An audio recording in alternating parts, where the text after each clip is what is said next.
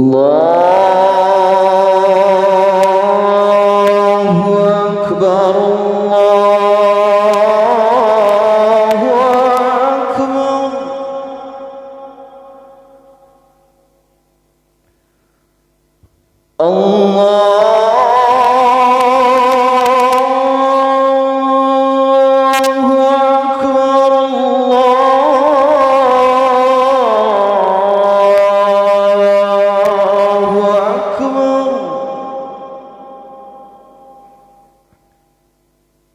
Bismillah, alhamdulillah.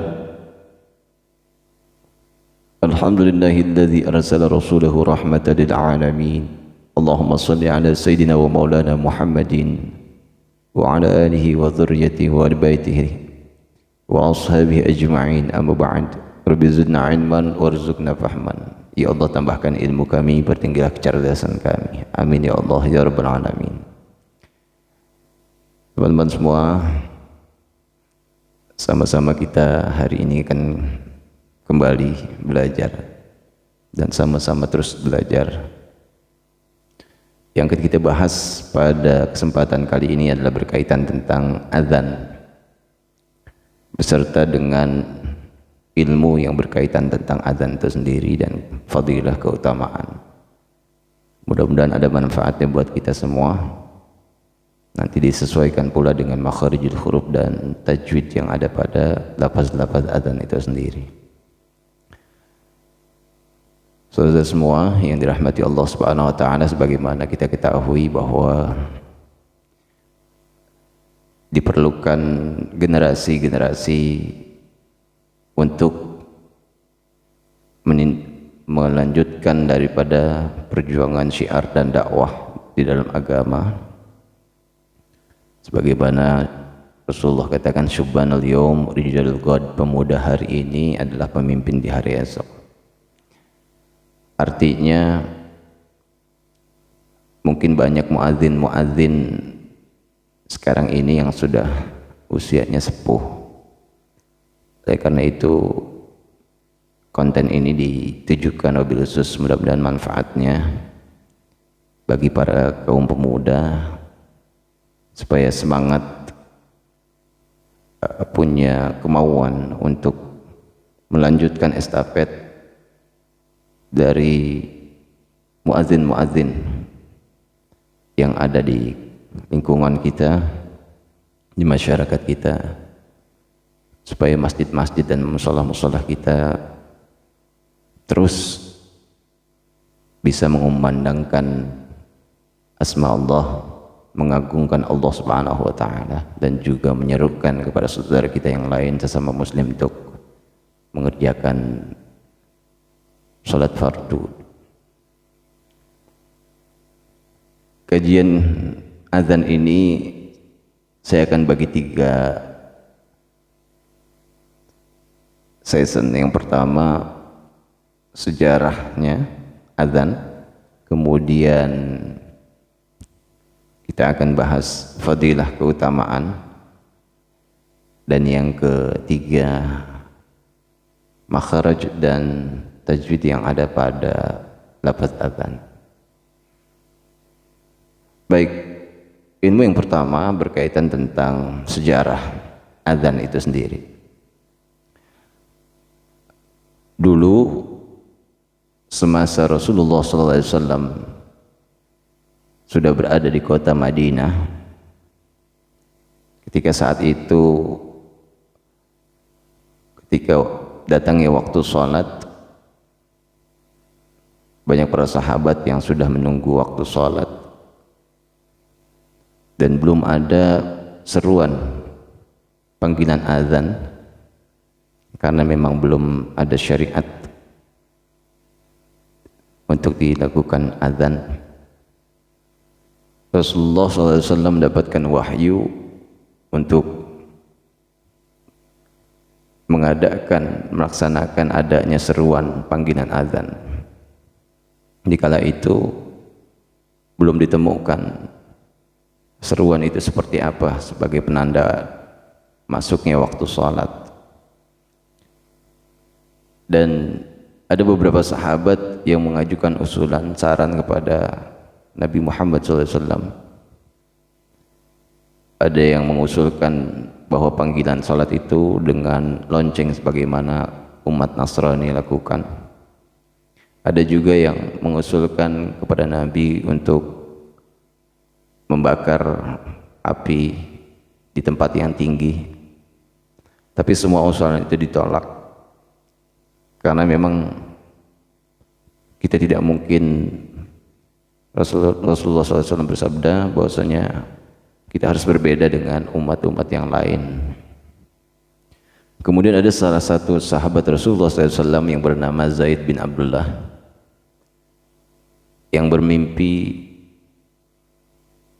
bertemu dengan malaikat yang berjubah hijau. Ketika itu malaikat itu membawa lonceng, dipintanya lonceng itu oleh Zaid bin Abdullah radhiyallahu an untuk sebagai seruan salat. Tapi malaikat yang berjubah hijau tersebut malah mengajarkan lafaz-lafaz azan kepadanya. Allahu Akbar, Allahu Akbar, asyhadu an la ilaha illallah, asyhadu anna Muhammadar Rasulullah, hayya 'alas shalah, hayya 'alas shalah, hayya 'alal falah, hayya 'alal falah, Allahu Akbar, la ilaha illallah. Begitulah kira-kira lafaz yang disampaikan oleh malaikat. Mimpi ini disampaikan kepada Rasulullah SAW dan Rasulullah membenarkan. Begitupun setelah dilaksanakan seruan azan tersebut, panggilan tersebut yang diserukan dan diperintahkan kepada Bilal bin Rabah, karena memang ada beberapa alasan Rasulullah SAW memerintahkan kepada Bilal bin Rabah untuk menyerukan azan. Yang pertama, suara Bilal bin Rabah begitu merduknya dan begitu lantangnya. Yang kedua,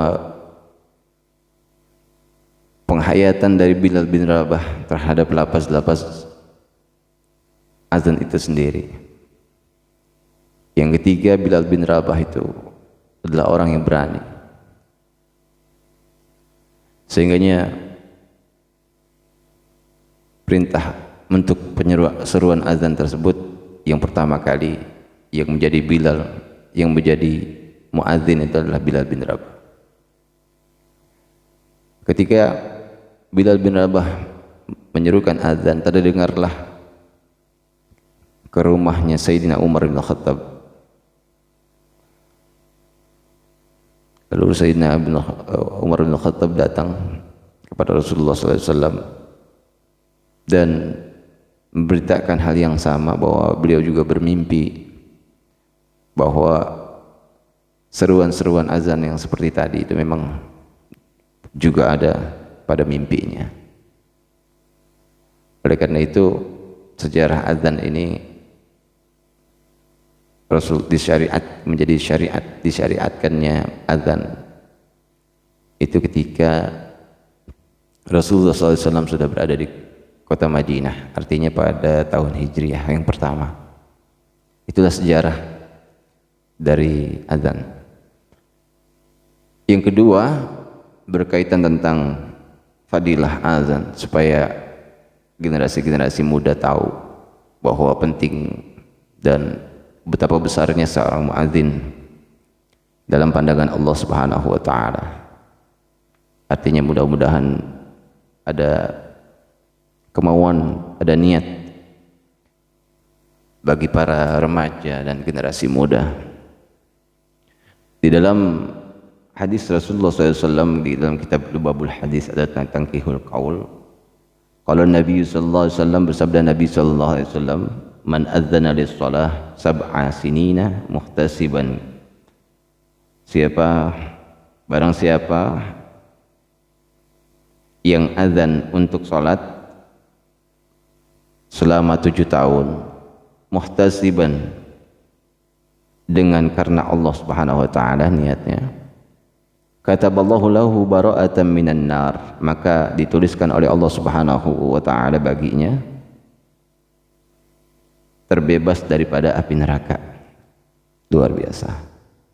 7 tahun seorang muadzin terus menerus azan di mushola, di masjid, dia terbebas dari api nerakanya Allah Subhanahu wa taala. Ini hadis Rasulullah sallallahu alaihi wasallam.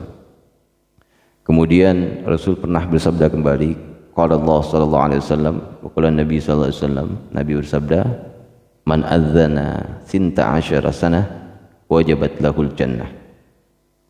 Barang siapa yang azan, mengumandangkan azan 12 sanah,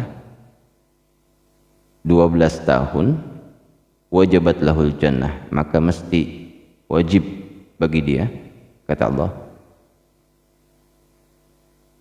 lahul jannah, untuk masuk ke dalam surganya Allah Subhanahu wa taala. Kalau tadi 7 tahun terbebas dari api neraka, muazin.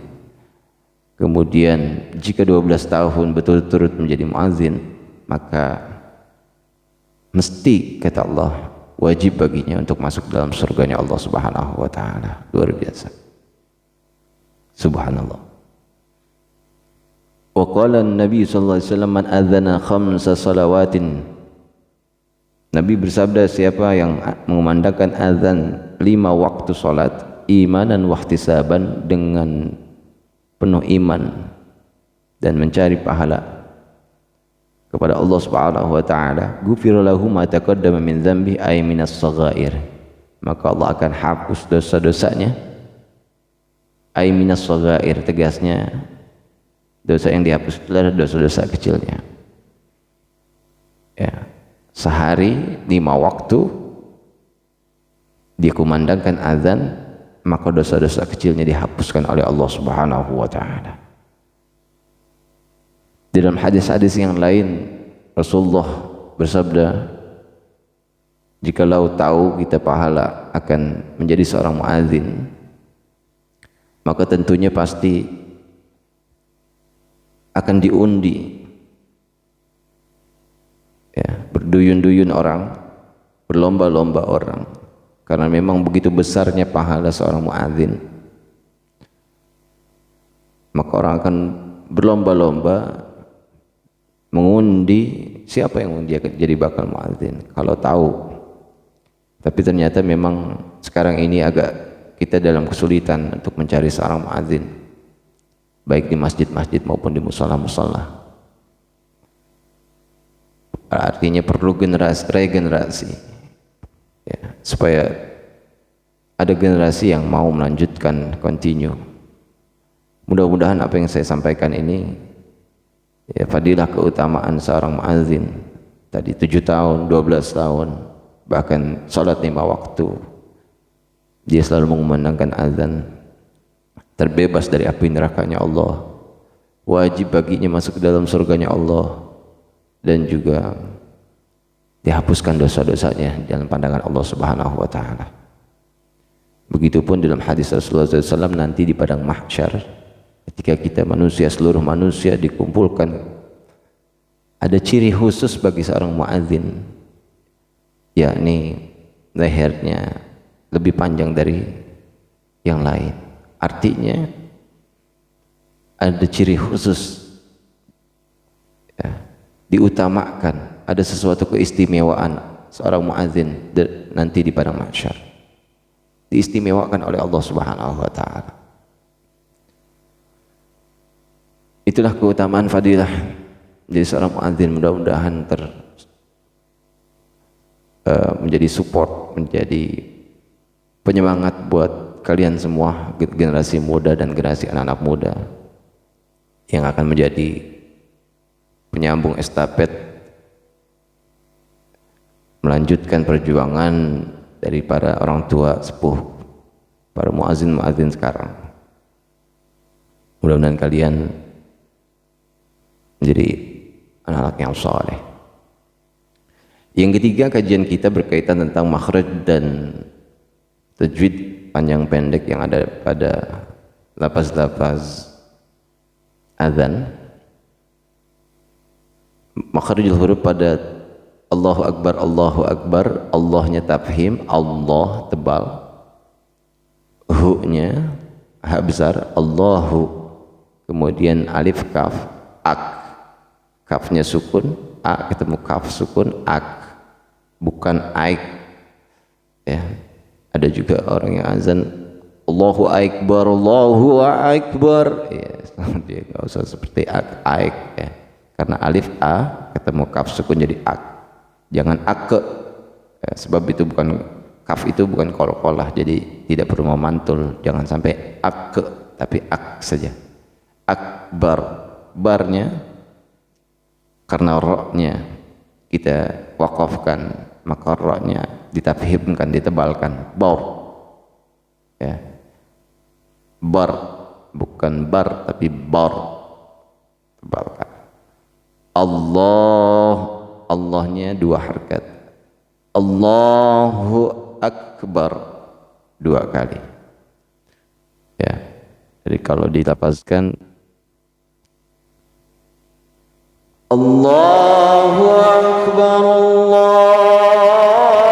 Akbar, atau pada nada yang lain Allahu Akbar, Allahu Akbar ya. Begitupun dengan nada yang keduanya Allahu Akbar, Allahu Akbar ya. Kemudian makhraj pada asyhadu, baik Allah maupun anna, berapa banyak yang tidak atau artinya sabar ketika asyhadu, asyhadu seharusnya terdengar seakan-akan asyhadu, asyhadu alla ya. Oleh karena itu perlu ditegaskan huruf-hurufnya, pertama alif a, kemudian shin sy, ash, jangan as tapi ash, a ketemu sy, ash, kemudian haknya hak besar, ha, kemudian dal du, asyhadu ya. Jangan asadu, karena asyhadu artinya aku bersaksi, asadu artinya macan, singa, asadu, asadu alla itu akan berbeda maknanya, berbeda artinya. Karena itu perlu ilmunya supaya tidak berubah artinya. Ash alif a sy, ash, ha besar, du, asyhadu, du-nya pendek langsung ke al, alla itu ya, masuk an, harusnya an masuk ke la, idgham bila gunnah, idgham masuk bila dengan tanpa guna ditahan, jadi masuk tanpa ditahan, jangan alla tapi alla, langsungkan saja masuk ke lam tapi jangan ditahan. Asyhadu alla begitu. Kemudian la-nya ada bendera di sana, 5 harakat. Allah, asyhadu anna ya. Ila, la-nya 2 harakat, ha-nya besar, ilaha, ilaha ya. Kemudian langsung ke il, ha-nya pendek langsung ke il, ha-il, ilnya tasydid digentak, il, la, illa, kemudian masuk ke lafaz jalalah Allah, illallah ya. Asyhadu alla ilaha illallah, asyhadu an la ilaha illallah,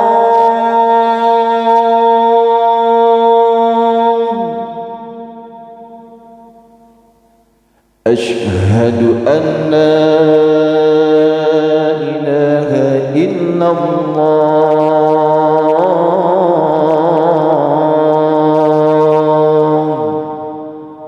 Seperti itu.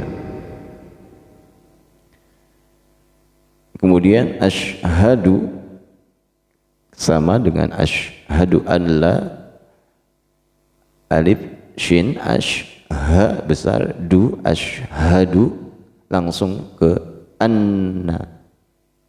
Di sana ada nun bertasydid, ya, itu gunnah. Asyhadu anna Muhammad, na-nya pendek langsung ke Muhammad. Anna Muhammad itu juga gunnah, ya. Nun bertasydid gunnah, mim bertasydid gunnah. Dua kali kita gentak dan ditahan. Asyhadu anna Muhammad, itu ya. Madan masuk dan ke ra jadi dar tanpa ditahan. Jadi jangan lama-lama di darnya. Tidak boleh asyhadu anna Muhammadar Rasul, itu terlalu lama. Harusnya idgham bila gunnah, masuk tanpa ditahan. Sama dengan Allah tadi, masuk saja tapi jangan ditahan. Ya. Asyhadu anna Muhammadar Rasulullah. Contoh seperti itu. Jadi anna Muhammadar Rasulullah, itu pada lafaz asyhadu anna Muhammadar Rasulullah. Lanjut makharijul huruf, hayya 'alas shalah, ha-nya kecil, ha tipis, ha masuk ke ya, ya-nya syiddah, maka gentak. Hayy, tidak boleh hayya, tapi hayya. Ya. Jangan mengikuti lagu karena asiknya lagu. Hayy, hayya, itu salah. Harusnya memang syiddah harus digentak cepat. Hayy, ya. Hayya 'ala ain, bukan hayya alif a, hayya 'ala shalah, tapi hayya 'ala ala, langsung mulutnya ke laus sod, laus, ya. Shalah, haknya di ujung besar, hak kecil di awal, hak besar di akhir. Hayya 'ala shalah, ujungnya besar. Begitupun dengan hayya 'alal falah, kalau tadi hak di awal kecil, hak di akhir besar. Kalau hayya 'alal falah di akhir dan di awal dan di akhir itu haknya kecil. Ya. Dua-duanya tipis. Falah juga haknya kecil. Dan jangan digentak di falah. Karena falah orang-orang yang berbahagia. Kalau falah di tasydid lamnya, falah itu bertani. Ya, kalau hayya 'alal falah itu bukan mari kita meraih kebahagiaan, tapi mari kita bertani. Jadi hati-hati betul kita untuk memperhatikan makharijul huruf dan tanda baca. Jadi diluruskan saja falah, falah, tapi akhirnya hanya kecil, jangan besar. Contoh. Hayya 'alal falah,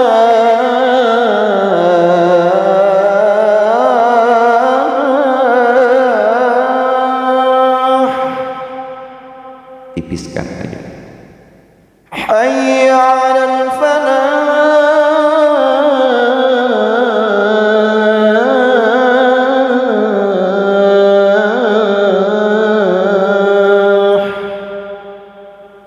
kalau tadi hayya 'alal shalah ujungnya besar. Hayya 'alal shalah,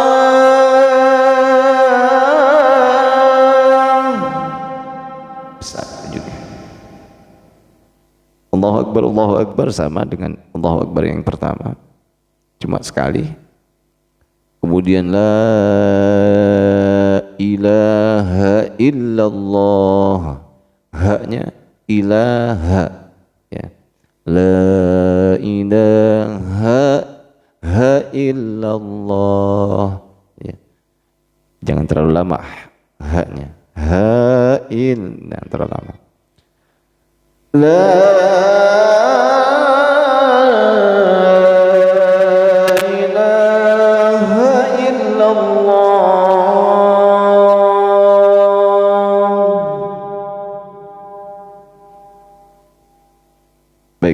Saya contohkan dari yang pertama sampai yang akhir, diperhatikan makhraj dan panjang pendek.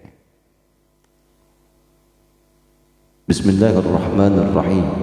Allahumma shalli ala sayyidina Muhammad wa ala ali sayyidina Muhammad. Allahu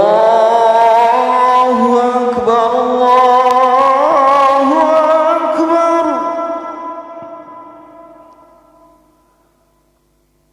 Allahu akbar, Allahu akbar. Asyhadu an la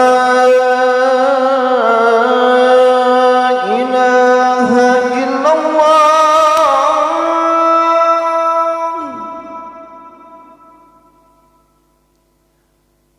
Asyhadu an la ilaha illallah.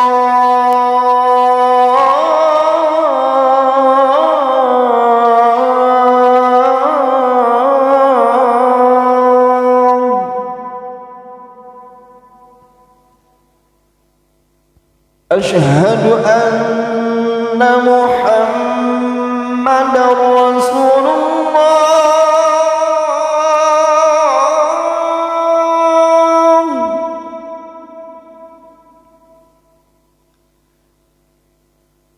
Asyhadu anna Muhammadar Rasulullah.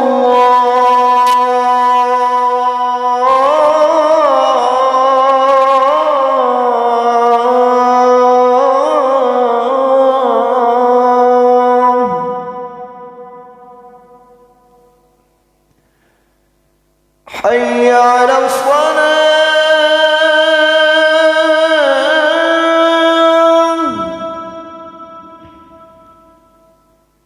Hayya 'alas shalah.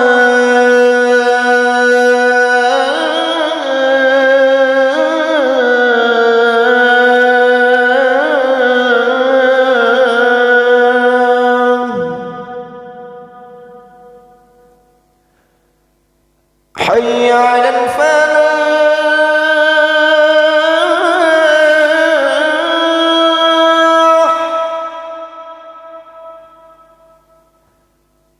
Hayya 'alal falah.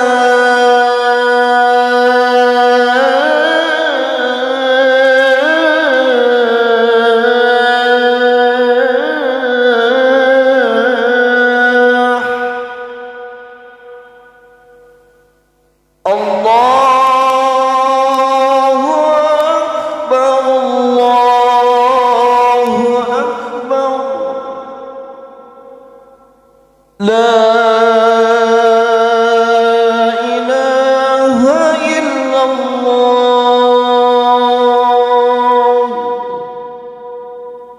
Setelahnya kita selesai azan, kita berdoa, Allahumma rabb hazihi da'wah waditamah da'watitamah wassalatil qa'imah ati Muhammadan alwasilata walfadilah wa syarfa waddarajatal aliyatar rafi'ah wa ba'athil maqama mahmudan alladhi wa'adtah innaka la tukhliful mi'ad.